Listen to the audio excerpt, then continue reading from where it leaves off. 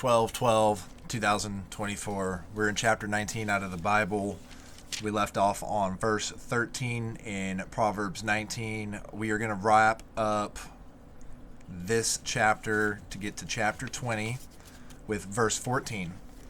Home and possessions are an inheritance from parents, but a prudent wife is from the Lord. Laziness plunges a man into deep sleep, and the sluggard must go hungry. He who keeps the precept keeps his life, but the despiser of the word will die. He who has compassion on the poor lends to the Lord, and he will repay him for his good deed. Chastise your son, for in there this is his hope, but do not desire his death.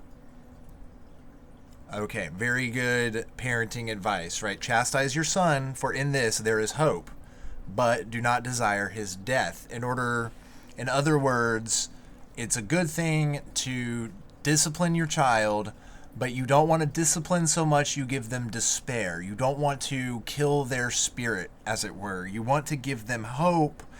Like, do not desire the death. You want them to do better than you. You want them to be better than you as the outcome, okay? The man of violent temper pays the penalty. Even if you rescue him, you will have to do it again. Listen to counsel and receive instruction, that you may eventually become wise.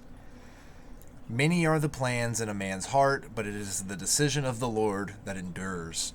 How many times have we come across this in life where we think we see something we want to do, we see something we want to pursue, there's a path in life that we want to take, a career we want to pursue, a person we want to get romantically involved with, a course of study that we want to master, something that maybe your friends feel like they are pressuring you to do, your colleagues, etc., and maybe they're even manipulating you into believing that this is what you want, when at the end of the day, it's not up to the man, it's up to the Lord to decide.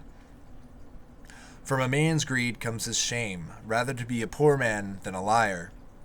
The fear of the Lord is an aid to life. One eats and sleeps without being visited by misfortune. Okay, so trust in the Lord, and you will always have what you ask for. Be afraid of the Lord. Do not think you are better than him. Do not think you are him. Do not think of anything like that. You're going to be able to eat and sleep without being visited by misfortune. The sluggard loses his hand in the dish. He will not even lift it to his mouth. If you beat an arrogant man, the simple learn a lesson. If you rebuke an intelligent man, he gains knowledge. He who mistreats his father or drives away his mother is a worthless and disgraceful son.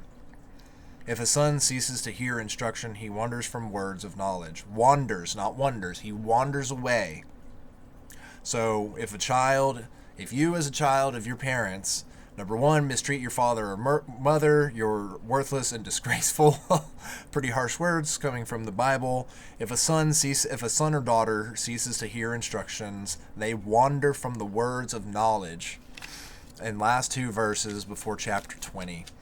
An unprincipled witness perverts justice, and the mouth of the wicked pours out iniquity.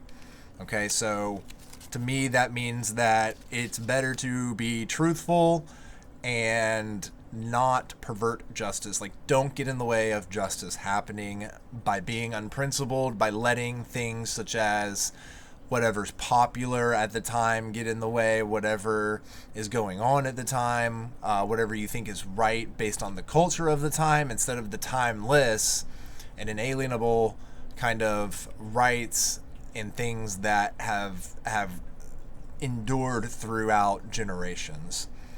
And the last verse, rods are prepared for the elegant and blows for the backs of fools.